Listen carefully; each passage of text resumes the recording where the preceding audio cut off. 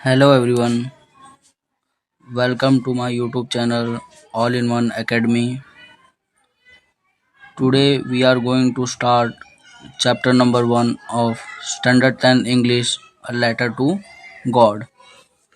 ये जो चैप्टर है उसके जो राइटर हैं वो हैं J.L. फ्यूंटेस। इनका नाम याद रख लेना। कोई भी चैप्टर स्टार्ट करने से पहले हम बिफोर यू रीड को देखेंगे। They said faith can move mountains, but what should we put our faith in? This is the question this story delicately poses. वो लोग कहते हैं कि अगर जो भरोसा होता है वो पहाड़ को भी मूव कर सकता है, मतलब हिला सकता है। But what should we put our faith in, पर हमें जो भरोसा है वो किसके अंदर रखना चाहिए। और यही जो क्वेश्चन है ये स्टोरी में पूरा पूछा गया है। ये जो स्टोरी है अ लेटर टू गॉड, इसमें जो मेन कैरेक्टर है वो एक पर्सन है, फार्मर है जिसका नाम है लेंचो। ये जो मेन कैरेक्टर है, Lencho is a farmer who writes a letter to God when his crops are ruined. Ruined मतलब सिंपल सा डिस्ट्रॉयड, खराब हो जाना। लेंचो एक फार्मर है जो भगवान को पत्र लिखता है जब उसका जो क्रॉप है वो खराब हो जाता है, डिस्ट्रॉय हो जाता है स्टॉर्म्स के कारण। Asking for 100 पैसोस। अब लेंचो जो है वो अपने पूरे फील्ड्स को वापस ग्रो करने के लिए भगवान से 100 पैसोस की डिमांड करता है। ये क्वेश्चंस में आता है तो ये इसको इम्पोर्टेंट है तो नोट कर लेना। Does Lencho's letter reach God. क्या जो लेंचो का लेटर है वो भगवान के पास पहुंचता है। Does God send him the money. क्या भगवान उसको पैसा भेजते हैं।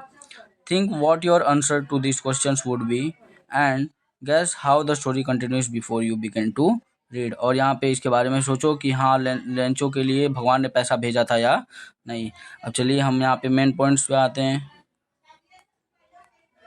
देखो ये जो पहला ही क्वेश्चन है यहाँ से बन जाता है कि लेंचो का घर कहाँ पे सिचुएट करता है। यहाँ से हम स्टार्ट करने वाले हैं। The house the only in the entire valley.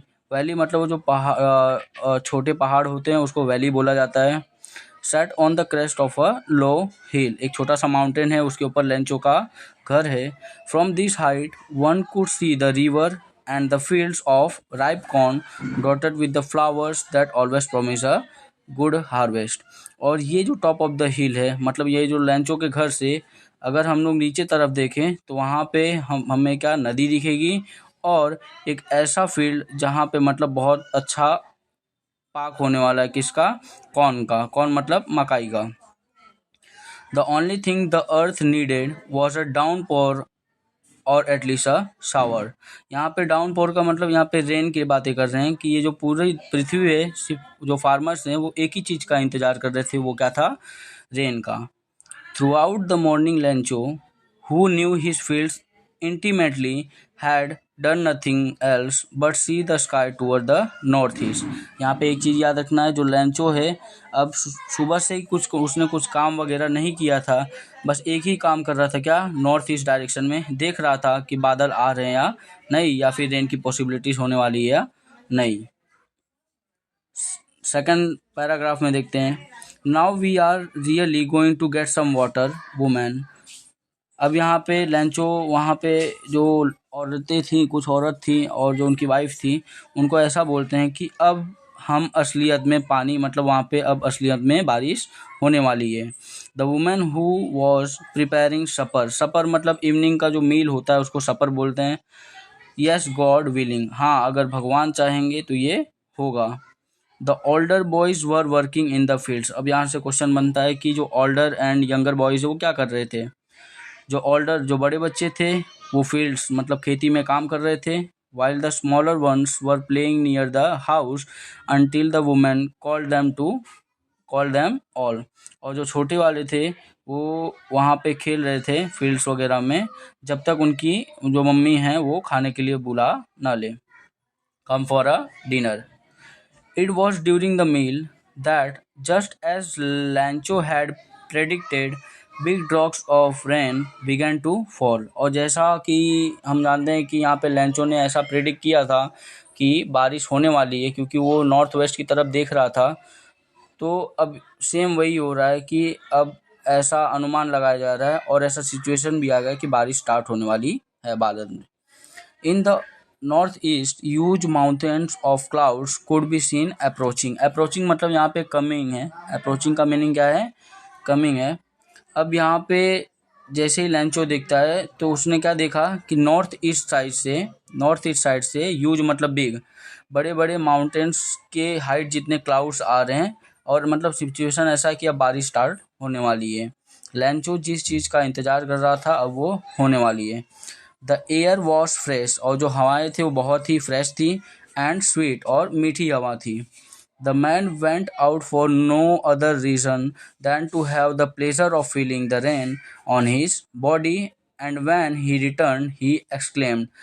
मतलब उस टाइम पे लेंचो को है ना कोई भी चीज़ मन में उनके नहीं सूझ रहा था, बस ये क्या था, बारिश का जो प्लेजर होने वाला था, मतलब जो मज़ा होने वाला था उसकी फीलिंग वो फील कर रहे थे। उन्होंने ये एक्सक्लेम किया कि these are not rain drops falling from the sky, they are new coins. इसके बेसिस पे एक क्वेश्चन बनता है, लैंचो ने जो रेन ड्रॉप्स हैं उसको न्यू कॉइन्स से क्यों कंपेयर किया? लैंचो ने रेन ड्रॉप्स को इसलिए न्यू कॉइन से कंपेयर किया क्योंकि ये जो न्यू कॉइन्स मतलब यहाँ पे जो भी क्रॉप्स उसके होंगे वो अगर अच्छे पाक हो जाएंगे, मतलब अच्छे फील्ड क्रॉप्स हो जाएंगे कॉर्न के, तो उसको मार्केट में बेच के उससे कुछ पैसे कमा सकता है। तो इसलिए है ना रेन ड्रॉप्स को न्यू कॉइन से कंपेयर किया है। वापस रिपीट कर रहा हूँ, जो रेन ड्रॉप्स हैं उसको न्यू कॉइन्स के साथ इसलिए कंपेयर किया गया है क्योंकि अगर अच्छा बारिश होगा तो अच्छी फसल होगी, और अच्छी फसल होगी तो उसको बेच के वो और ज़्यादा पैसा कमा सकता है।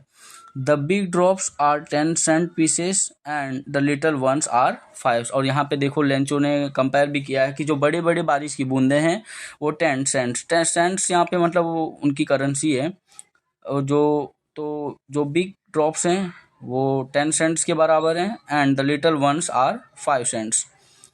With a satisfied expression he regarded the field of ripe corn with its flower draped into a curtain of rain।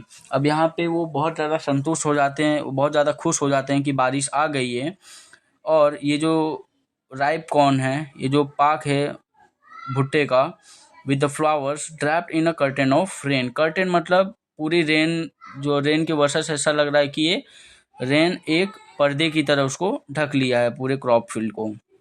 यहाँ पे कर्टेन मतलब पर्दा होता है। But suddenly a strong wind began to blow and along with the rain very large hail stones began to fall. अब यहाँ पे क्या होता है कि टर्निंग पॉइंट आ जाता है कि जैसे ही बारिश स्टार्ट हुई, पहले तो उन्होंने कंपेयर किया कॉइन्स के साथ, उसमें भी कंपेयर किया कि 10 सेंट्स एंड 5 सेंट्स, तो लैंचो बहुत ज़्यादा सेटिस्फाई हो गया था। पर यहाँ पे एक टर्निंग पॉइंट आता है कि बारिश अब तेज होने लगी थी। बारिश क्या होने लगी थी? अब तेज होने लगी थी, और बहुत सारे लार्ज हेलस्टोन मतलब जो बर्फ के पत्थर जैसे नहीं होते बड़े बड़े, वो गिरना स्टार्ट हो गए हैं।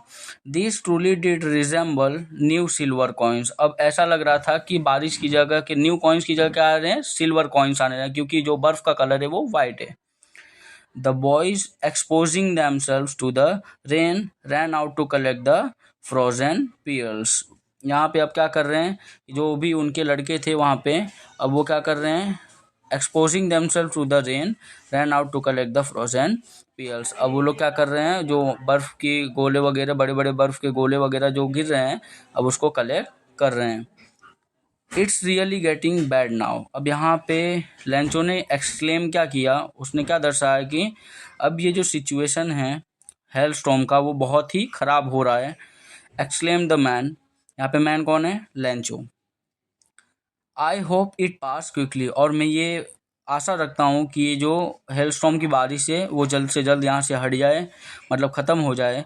It did not pass quickly for an hour. The hail rained on the house, the garden, the hill side, the cornfield, on the whole valley. और कुछ घंटों के लिए यहाँ पे जो हेल स्टॉर्म था, जो बर्फ़ की बारिश वगैरह हो रही थी, वो पूरे घर के ऊपर हुआ था, गार्डन के ऊपर, हिल साइड पहाड़ के किनारे साइड, और जो कॉर्नफील्ड है उसके ऊपर हुआ था, एंड होल द वैली मतलब वो जो पूरा पहाड़ी इलाका था वहाँ पे पूरा हेलस्टॉर्म की बारिश हो गई थी।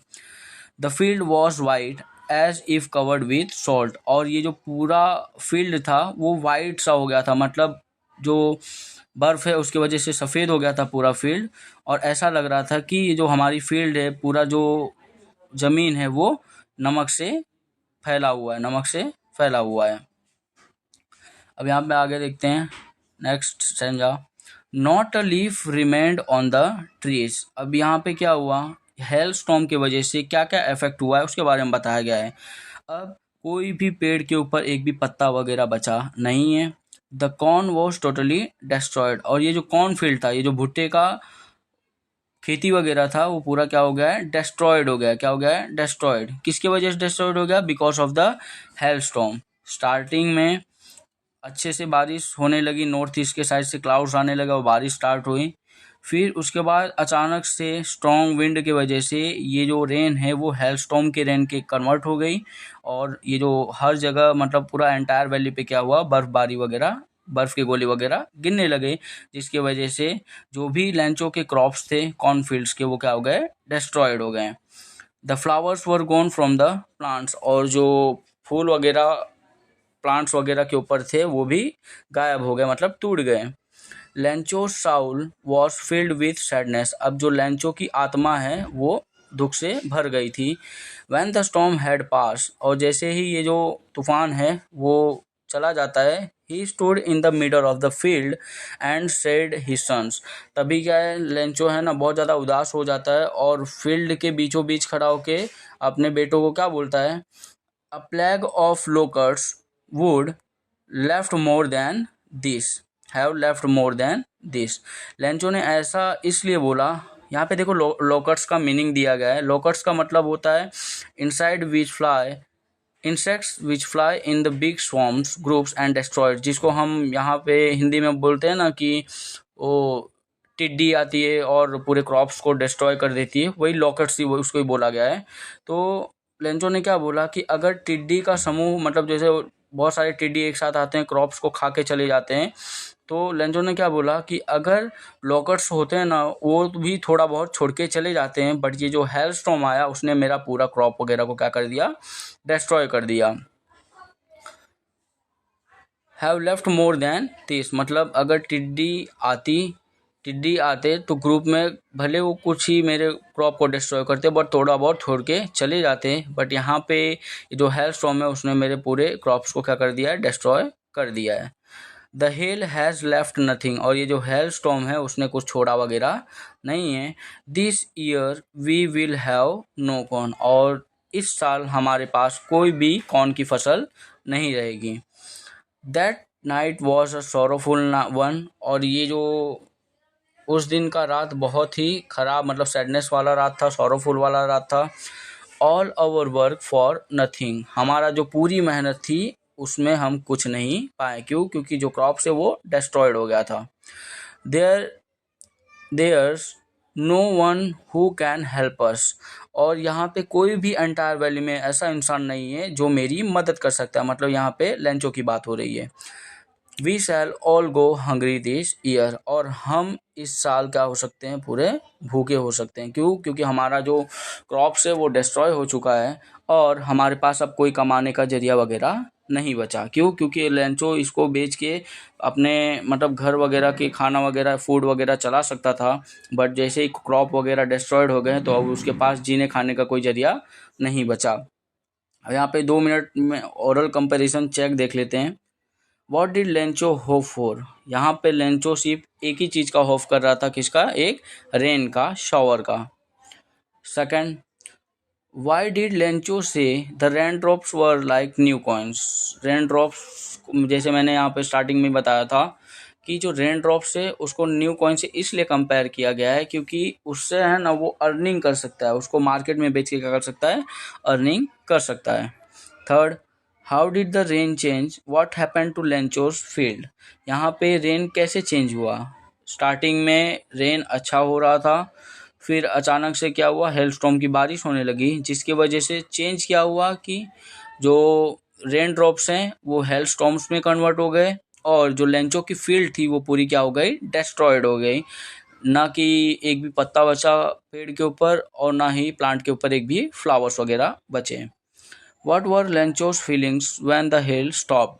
लेंचो बहुत ही सोरोफुल फील कर रहा था। अब उसके अंदर माइंड में ये आ रहा था कि इस साल अब हमारे पास कुछ खाने वगैरह को बचा नहीं है और पूरे एंटायर वैली में ऐसा कोई पर्सन नहीं है कि जो मुझे मेरी मदद कर सके।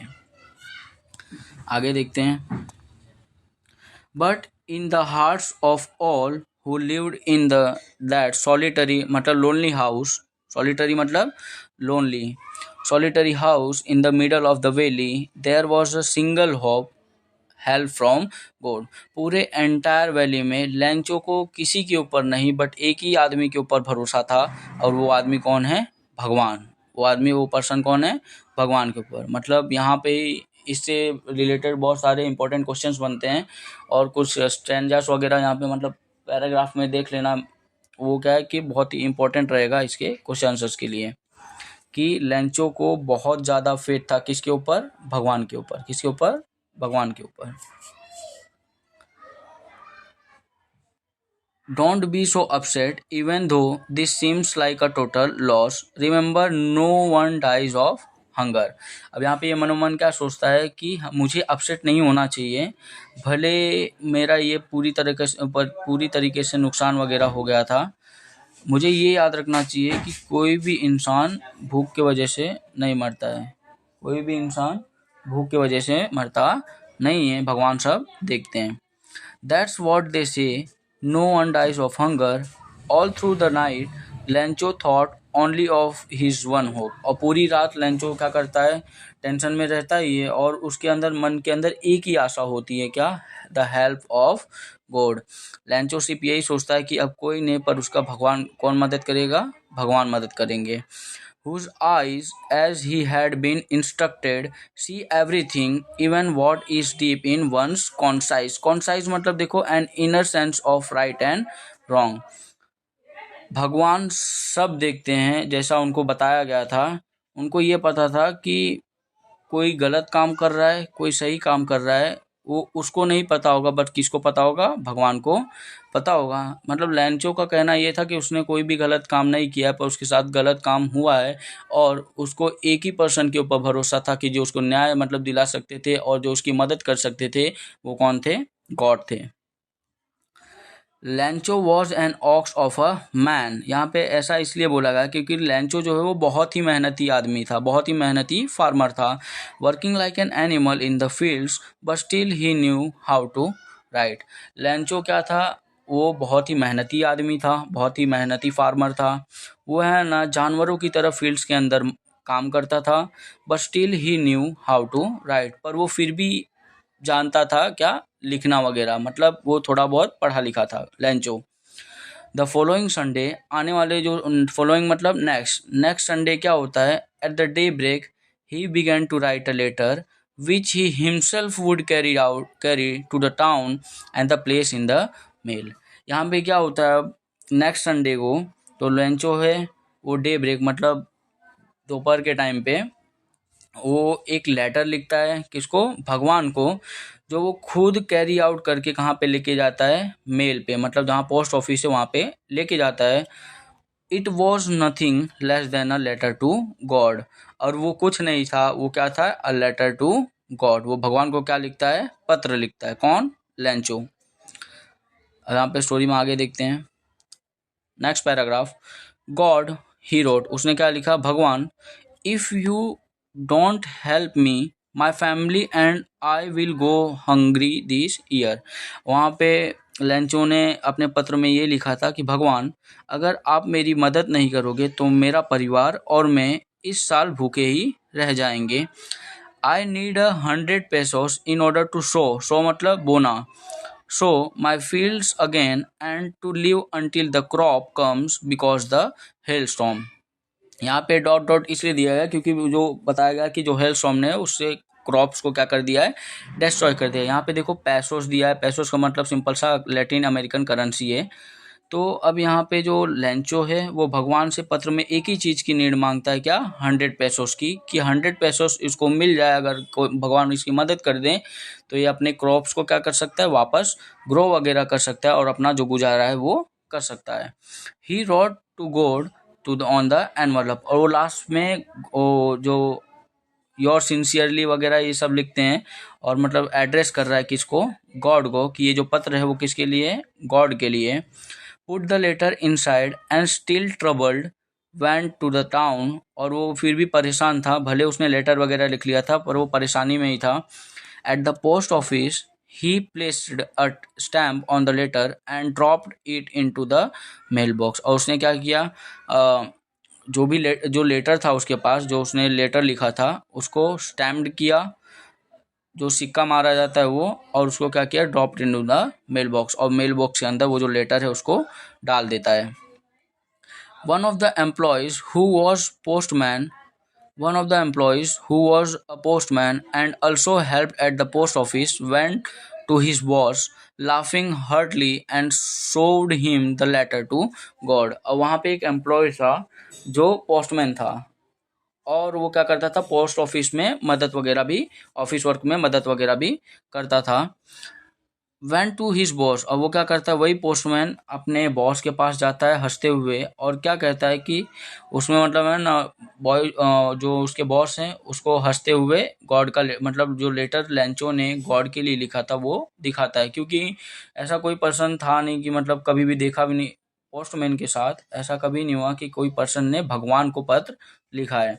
और ये पहली बार आया था कि हाँ एक पर्सन है जिसका नाम लेंचो है, और उसने जो लेटर है वो किसको लिखा था, भगवान को लिखा था। इसलिए जो पोस्ट वहाँ पे जो पोस्टमैन वो हंसते हुए अपने मालिक के पास जाता है, बॉस के पास जाता है, और वो लेटर टू गॉड दिखाता है। Never in his career as a postman had he know that address, और जो डाकिया है वो उसने अपने पूरी लाइफ में कभी भी ये जो गॉड वाला एड्रेस है वो नहीं देखा है, ना ही सुना है। The post master a fat amiable, amiable मतलब मजाकिया, एमिएबल मतलब मजाकिया। यहाँ पे देखो पोस्ट मास्टर का कुछ अपीयरेंस बताया गया, कैरेक्टर बताया गया। जो पोस्ट मास्टर है एक मोटा सा आदमी है, थोड़ा फ्रेंडली है। Fellow also broke out laughing, और जैसे ही ये पोस्टमैन ला के दिखाता है अपने पोस्ट मास्टर, जो पोस्ट मास्टर को, वो भी हंसना स्टार्ट कर देता है। बट ऑलमोस्ट इमीडिएटली मतलब तुरंत, ही टर्न्ड सीरियसली, और बट तुरंत ही वो क्या हो जाता है, सीरियसली हो जाता है। क्यों? And tapping the later on his desk, tapping मतलब थपथपाना होता है, मतलब डायरेक्टली क्या करता है, थपथपा के वो क्या कर देता है, डेस्क के ऊपर लेटर को रख देता है, और क्या कमेंट करता है, व्हाट फेथ, उसने एक्सप्रेशन शो किया कि क्या मतलब क्या भरोसा है भगवान के ऊपर। I wish I had the faith of the man who wrote this letter, मैं ये विश करता हूँ, मेरी ये इच्छा है, काश मेरा भी ऐसा मतलब भरोसा होता इस इंसान की तरह, मतलब लेंचो की तरह। Starting up a corresponding with God, और यहाँ पे क्या करें, कॉरस्पॉन्डिंग मतलब जैसे लेटर्स में नहीं लिखते हैं कि हाँ ये जो पत्र है वो किसको लिख रहे हैं, तो गॉड, मतलब उसको इतना कॉन्फिडेंस था कि भगवान जो है उसका रिप्लाई वगैरह देंगे। So in order not to shake the writer's faith in God, यहाँ से ही क्वेश्चन बनता है कि पोस्ट मास्टर और पोस्ट ऑफिस एम्प्लॉयज ने क्या किया, मतलब जो लेंचो है उसका भगवान पर से भरोसा ना उठे, इसलिए जो पोस्ट मास्टर या पोस्ट ऑफिस एम्प्लॉयज है उन्होंने क्या किया, यहाँ से क्वेश्चन बनता है। So in order not to shake the writer's faith in God the post master came up with an idea, अब यहाँ पे क्या होता है, जो लेंचो है उसका भगवान पर से भरोसा न उठे, न टूटे, इसकी वजह से जो पोस्ट मास्टर है उसके दिमाग में एक आइडिया आता है, क्या, आंसर द लेटर, उनके दिमाग में ये आता है कि ये जो लेटर है उसका जवाब दो, मतलब जो 100 पैसों से उसको वो कहीं ना कहीं से जुगाड़ करो और इसको दे दो, ताकि ये जो लेंचो है उसका भगवान से कभी भरोसा टूटे ना। But when he open it, it was the evident that to answer it he needed something more than goodwill, ink and paper. अब यहाँ पे क्या था कि जैसे ही पोस्ट मास्टर ने वो लेटर को खोला, और उसके पास मतलब ऐसा सबूत जैसा आया क्या, कि ना तो उसको कुछ गुडविल चाहिए, मतलब कुछ ऐसी मदद वगैरह नहीं चाहिए, ना तो उसको कोई इंक चाहिए, ना कोई पेपर वगैरह चाहिए। But he stuck to his resolution, वो मतलब स्टक मतलब दुविधा में फंस जाता है। He asked for money from his employees, he himself gave part of his salary, and several friends of his वर ऑब्लिग्ड मतलब ड्यूटी, उनका ऑब्लिगेशन ही आ गया कि हाँ कंपलसरी क्या करना है, पे करना है। अब यहाँ पे एग्जैक्टली होता क्या है, जो पोस्ट मास्टर है वो अपनी खुद की कुछ सैलरी का पार्ट दे देता है, और he himself gave part of his salary, and several friends of his were obliged to give something for an act of charity। और बाकी वहाँ के जो एम्प्लॉयज़ वगैरह थे, उस पोस्ट मास्टर के कुछ दोस्त वगैरह थे, वो उससे पैसा कैरी करता है as a act of charity, मतलब दान के जैसा। It was impossible for him to gather together the 100 pesos। ये जो सिचुएशन था वो पोस्ट मास्टर के लिए बहुत ज़्यादा क्या था, डिफ़िकल्ट था, मतलब इम्पॉसिबल था, नामुमकिन था कि इतने जल्दी मतलब इतने कम समय में 100 पेसोस का जुगाड़ करना। So he was able to send the farmer only a little more than half. यहाँ पे लास्ट में हमें पता चलेगा a little more than half मतलब यहाँ पे 70 पेसोस की बात हो रही है। जो पोस्ट मास्टर है उसने इतनी कड़ी मेहनत करके क्या किया, उसने little more than half pesos को क्या किया, कलेक्ट किया, मतलब 70 पेसोस ही कलेक्ट कर पाया।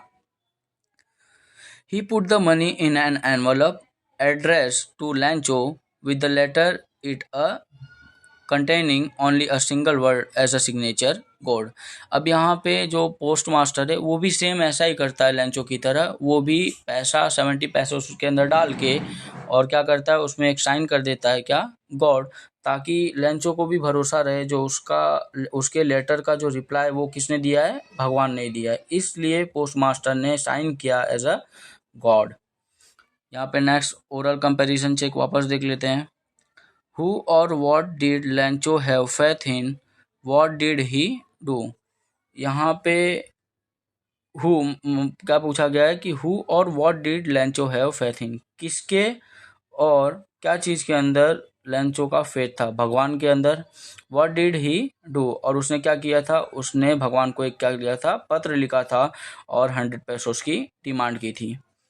Who read the letter? Letter को किसने पढ़ा था? लेटर को सबसे पहले जो पोस्ट ऑफिस एम्प्लॉय है उसने बस देखा था कि वहाँ पे ये जो लेटर है वो गॉड को लिखा गया है, और यहाँ पे पोस्ट मास्टर ने पढ़ा और उन्होंने देखा कि यहाँ पे जो लैंचो है वो 100 पेसोस की क्या कर रहा है, डिमांड कर रहा है। Third, what did the post master do then? Post master ने क्या किया लेटर को पढ़ के? पोस्ट मास्टर जैसे ही पहली बार लेटर को देखा वो हंसने लगा, पर उसके बाद वो सीरियस हो गया। उसने ये सोचा कि हमें ये इंसान का भरोसा कायम रखना चाहिए भगवान के ऊपर, इसीलिए वो क्या करता है, अपने कुछ सैलरी का पार्ट दे देता है पैसों में, और जो उनके एम्प्लॉयज़ और जो फ्रेंड्स वगैरह थे उसको भी एज अ ऑब्लिगेशन और एज अ ड्यूटी और as a act of charity क्या करता है, पैसा जमा कर लेता है, और वो जो एनवलप है उसके अंदर पैसा डाल के और लास्ट में क्या करता है, साइन कर देता है as a God. Next stanza पे हम लोग देखते हैं, नेक्स्ट पैराग्राफ में देखते हैं यहाँ पे। The following Sunday Lencho came a bit earlier than, a bit मतलब स्मॉल मतलब जल्दी, अ बिट मतलब यहाँ पे जल्दी की बात कर रहे हैं। नेक्स्ट संडे क्या होता है, जो लैंचो है, फॉलोइंग मतलब नेक्स्ट, नेक्स्ट संडे लैंचो जो है वो कुछ जल्दी ही आ जाता है than usual to ask if there was a letter for him. इसका मतलब जो लैंचो है वो मतलब रोज ही, यूजुअल मतलब एज डेली, मतलब वो डेली क्या करता था, आता था और पूछता था पोस्ट ऑफिस में क्या उसके लिए कोई पत्र मतलब रिटर्न लेटर वगैरह आया है। It was the postman himself who handed the letter to him, while the postmaster, experiencing the contentment of a man who has performed a good deed, looked on from his office। यहाँ पे containment मतलब satisfaction. यहाँ पे post master को पता था कि उसने एक क्या किया है, भला काम किया है, जो उसने लैंचो की मदद की है। परफॉर्म्ड अ गुड डीड मतलब यहाँ पे उसकी बात करें जो उसने 70 पेसोस कलेक्ट करके उसके अंदर डाले थे। लैंचो showed not the slightest surprise on seeing the money, such was his confidence। लैंचो को मतलब बहुत ज़्यादा वो सरप्राइज नहीं हुआ, स्लाइटेड मतलब थोड़ा बहुत भी वो सरप्राइज नहीं हुआ जो मनी को देख के, लेटर मतलब एनवलप के अंदर। क्यों? क्योंकि उसको बहुत ज़्यादा ही भगवान के ऊपर कॉन्फिडेंस मतलब अपने सोच अपने जो मतलब उसने काम किया था उसके ऊपर बहुत ज़्यादा भरोसा था। क्यों? क्योंकि उसको पता था कि भगवान जो है उसका रिप्लाई वगैरह देंगे। But he became angry when he counted the money. पर यहाँ पे टर्निंग पॉइंट आ जाता है कि जो लेंचो है वो जैसे ही एनवलप में से मनी को काउंट करता है तो वो बहुत ज़्यादा गुस्सा हो जाता है। क्या हो जाता है? बहुत ज़्यादा गुस्सा हो जाता है। और वो देखो यहाँ पे उसने स्टेटमेंट क्या दिया है, God could not have made a mistake, nor could he have denied Lancho what he had requested. Lencho को इतना ज़्यादा फेथ था कि वो मन में यही सोचता है कि भगवान कभी भी गलती नहीं कर सकते हैं, ना ही भगवान ने जो लेंचो की डिमांड थी उसको डिनाई मतलब मना कर, जो भी लेंचो ने रिक्वेस्ट किया था भगवान से 100 पेसोस का, वो भगवान उसको मना नहीं कर सकते हैं। इमीडिएटली तो यहाँ पे लेंचो क्या करता है, तुरंत ही लेंचो went up to the window, ask for a paper and ink. अब यहाँ पे लेंचो वापस क्या करता है, पत्र वगैरह लिखने जाता है और यहाँ पे है ना पूछता है किसका, मतलब पेपर और इंक के बारे में पूछता है कि उसको चाहिए रहता है वापस जो लेटर है उसको लिखने के लिए।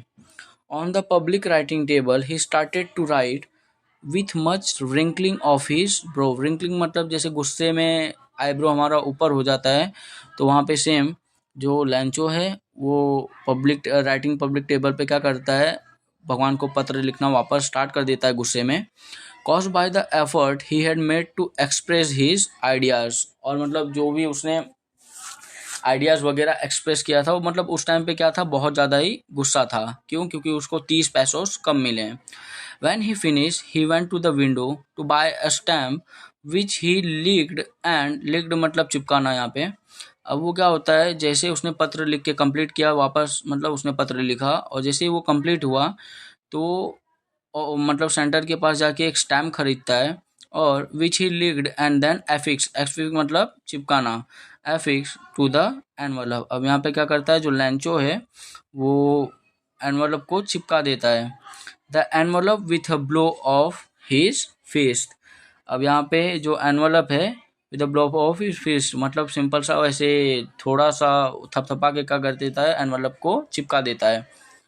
The moment the letter fell into the mailbox, the postmaster went to open it.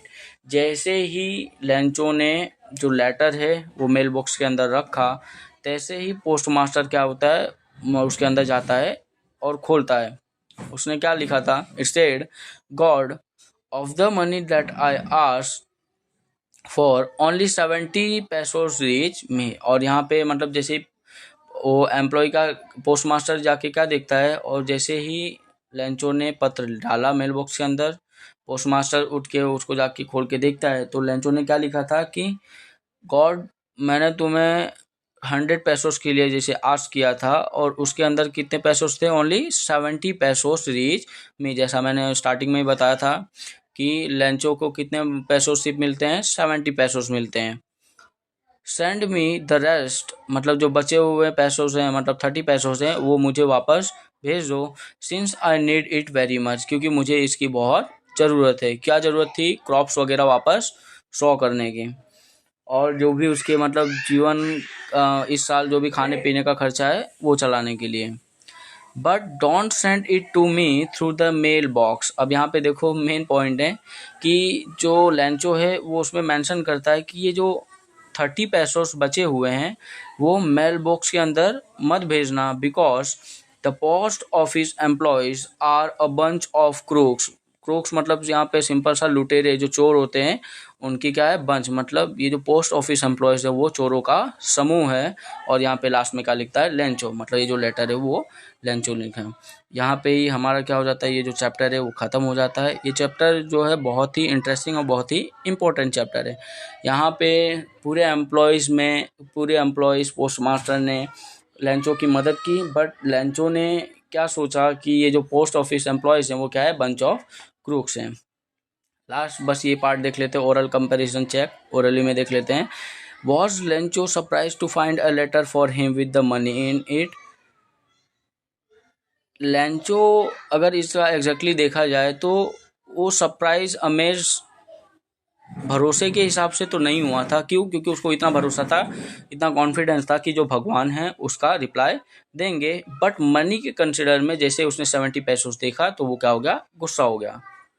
Second, what made him angry?